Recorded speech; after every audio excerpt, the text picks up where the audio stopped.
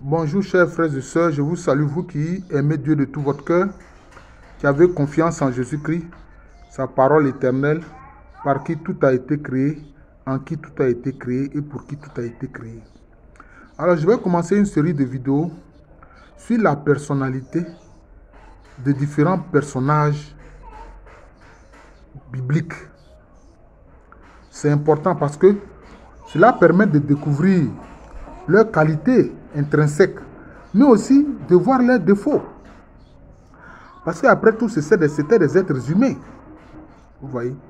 Alors je voudrais ici et maintenant commencer par Saint Pierre apôtre.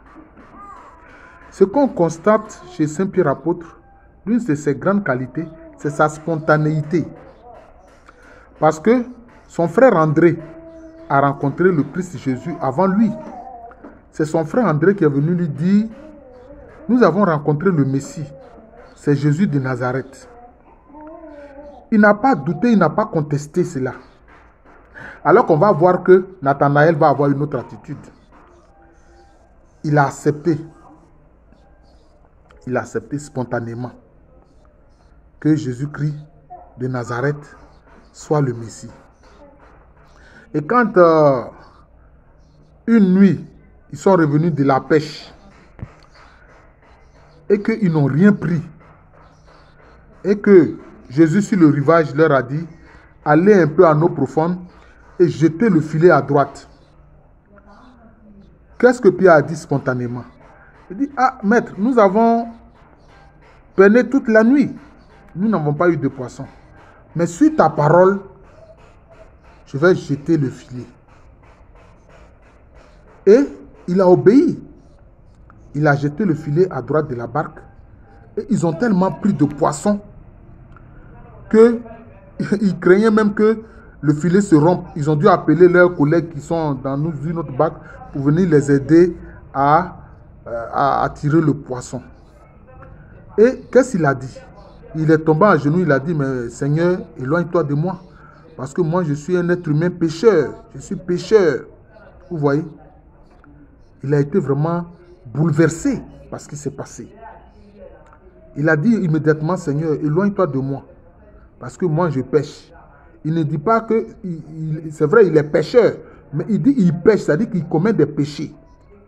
Il a reconnu ça spontanément. Et cela l'a bouleversé. Il a dit: Seigneur, éloigne-toi de moi. Mais est-ce que dans le fond de son cœur, c'est ce qu'il voulait? Mais au moins, il reconnaît que lui, il n'est pas un homme saint, qu'il pêche. Et qu'est-ce que Jésus-Christ lui a dit? Il dit: ne t'en fais pas, Pierre. Désormais, là, ce ne sont pas des poissons que tu vas pêcher. Jésus-Christ ne parle même pas de son péché, du péché de Pierre, mais il dit: mais désormais, ce ne sont pas des poissons que tu vas pêcher. Donc, il parle de pêche. Mais ce sont des êtres humains que tu vas pêcher. Et c'est ça qui a été le destin de Pierre. Vous voyez? C'est cela. C'est ça qui a été le destin de Pierre. Saint Pierre apôtre. Et c'est lui qui est considéré comme le premier pape. Mais ça encore, ce sont des épisodes qu'il faut expliquer. Qu'il faut expliquer. Quand Jésus-Christ a posé la question: mais que disent les gens de moi? Ils disent: mais certains disent que tu es un prophète qui est revenu. D'autres disent que tu es Jean-Baptiste, etc., etc. Mais Jésus a demandé: mais vous-même, que dites-vous? Immédiatement, Pierre, qui a saisi la révélation du Père Céleste, a dit: tu es le Messie, tu es le Christ, le Fils du Dieu vivant. Vous voyez sa spontanéité. Il a reconnu immédiatement. Mais ça, c'est une idée qui est venue du Père. D'ailleurs, Jésus-Christ lui a dit: mais ce que tu viens de dire là, ça ne vient pas de toi, mais ça vient de mon Père Céleste. Ça vient de mon Père qui te l'a révélé. Vous voyez? Et Jésus lui a dit quoi? Tu es Pierre. Donc Jésus-Christ lui a donné un surnom. Sinon, il est Simon. Son nom, c'est Simon. C'est-à-dire Shimon, comme disent les Hébreux, les Juifs. Mais Jésus lui a donné le nom de Képhas, c'est-à-dire Pierre. La solidité. Une pierre est solide.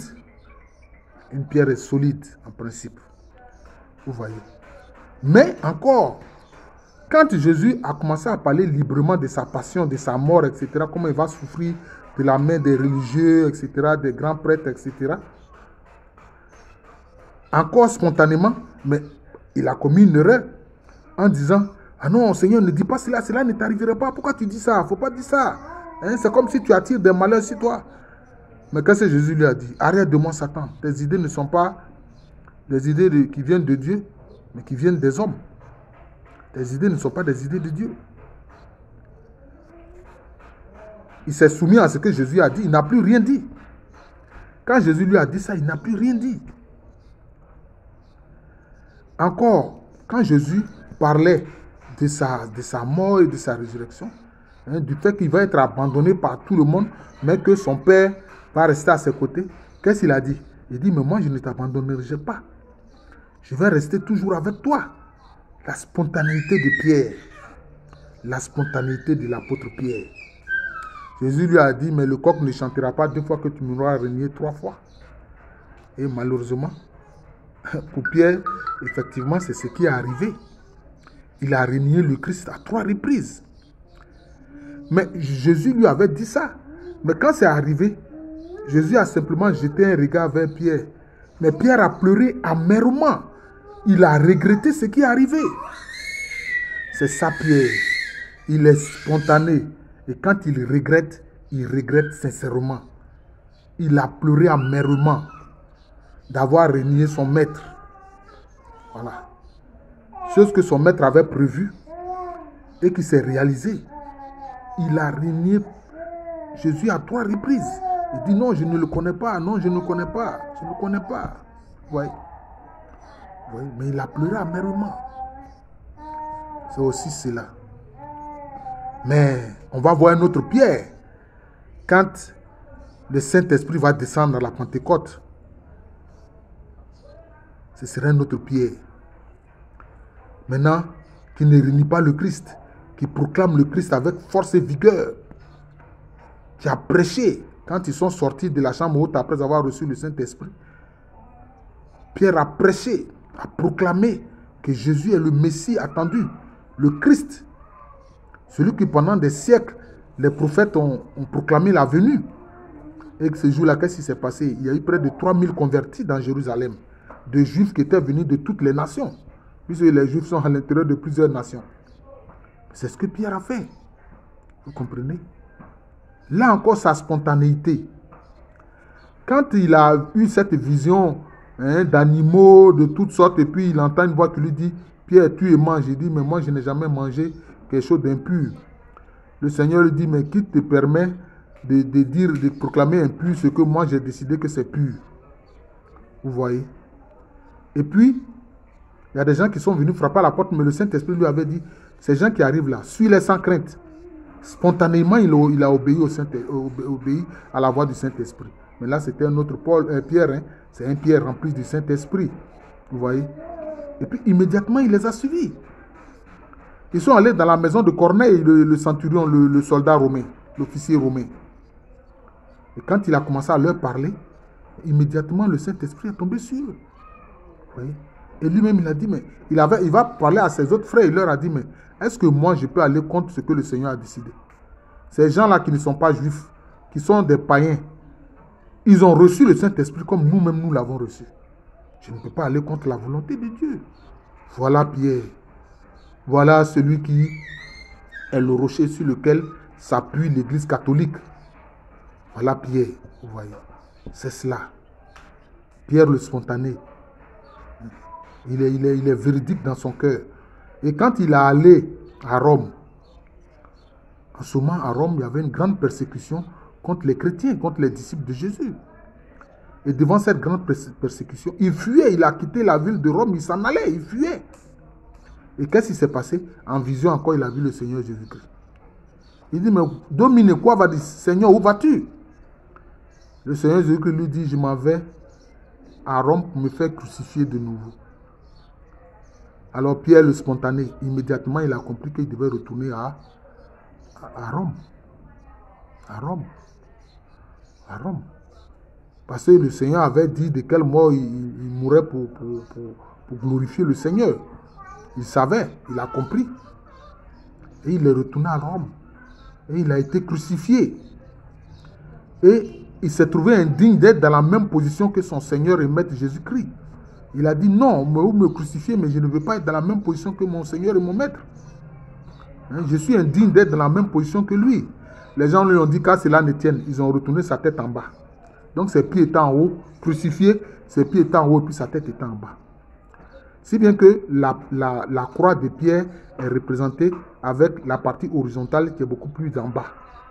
Mais ça, des satanistes ont récupéré ça. Des satanistes ont récupéré ça. Donc, il faut savoir cela. Il faut que les chrétiens sachent cela. Il faut que les disciples de Jésus sachent cela. Donc, c'est ça, Pierre. Le lieu où il a été crucifié, là, où il a témoigné du Seigneur Jésus-Christ jusqu'à la mort, c'est ce lieu-là qu'on appelle la place Saint-Pierre, à Rome, au Vatican. C'est ce lieu-là qu'on appelle la place Saint-Pierre. Et ainsi, il va devenir le premier pape. Parce que tous ceux qui vont se succéder au Vatican se réclament de lui. Mais il faut dire que le Vatican en tant qu'État, c'est Mussolini qui a pris un décret pour faire du Vatican un État. Voilà. Mussolini, le fasciste. Oui. Donc c'est la spontanéité de Pierre. Nous devons nous aussi être spontanés. Vous voyez? Nous devons être spontanés et puis nous devons être obéissants à la voix du Saint-Esprit. Mais quand nous avons fait une chose que nous regrettons, nous devons le regretter sincèrement. C'est pour ça qu'il a pleuré amèrement quand il a régné à 3 reprises le Seigneur Jésus-Christ, son Maître et son Seigneur. Voilà la personnalité de Pierre. Voilà la personnalité de Pierre. Et puis on a vu, quand il était avec Jean et puis il montait au temple pour prier, ils ont vu un paralytique qui était assis à l'entrée du temple, qui s'attendait à recevoir de l'argent. Mais qu'est-ce que Pierre a dit? Il dit, mais je n'ai ni or ni argent à te donner, cher ami paralysé. Mais ce que j'ai, je te le donne au nom de Jésus. Tiens-toi debout et marche. Et c'est ce qui s'est passé. Et puis maintenant, le Sanhédrin, c'est-à-dire, je peux dire, le gouvernement local des Juifs, évidemment, c'était l'autorité romaine qui régnait. Quand ils ont interrogé Pierre et puis Jean au propos de ce paralytique qui a été guéri par Pierre au nom de Jésus. Mais qu'est-ce que Pierre leur a dit? Il dit, mais il y a longtemps que nous, on vous parle. On a longtemps que nous, on vous parle. Vous nous dites de ne pas enseigner le nom de Jésus-Christ. Mais faut-il obéir à Dieu ou bien obéir aux hommes? Mais nous, on a décidé d'obéir à Dieu. Donc, ce que vous voulez, la fête. Voilà Pierre qui est déterminé maintenant. Mais ça, tout ça, c'est grâce à l'Esprit Saint. Pierre est déterminé. Il a été mis en prison. Il a été mis en prison. Et les disciples priaient énormément pour lui. Et il y a un ange du Seigneur qui est venu le sortir de la prison. Lui-même, il a pensé que c'était un songe. Jusqu'à ce qu'il réalise que non, c'était la réalité. L'ange a fait tomber les chaînes de ses mains et de ses pieds. Et puis il a passé le portail qui était fermé. Donc Pierre a vu les merveilles du Seigneur. Il a vu la puissance de Dieu. Mais il a accepté le sacrifice de sa mort. Tel que le Seigneur le voulait. Parce qu'il a dit, mais je vais aller à Rome pour me faire crucifier. Puis tu es en train de fuir la persécution. Alors que tes frères sont en train d'être martyrisés et tués dans Rome. Toi, tu veux fuir. Mais aussitôt, Pierre s'est repris. Il est spontané. Il est un homme sincère. Voilà. Et il est obéissant au Seigneur et au Saint-Esprit. Au Seigneur Jésus-Christ et au Saint-Esprit. Voilà Pierre, notre apôtre. Apôtre Saint-Pierre. Sur le trône duquel les papes sont assis. Voilà. C'est ça. Malheureusement, ce n'est pas eux tous qui ont obéi comme Pierre. Le pape Nicolas V qui a permis que la traite négrière se fasse contre les Noirs. Voilà, donc c'est cela. C'est malheureux. Il a osé dire les Noirs n'ont pas d'âme.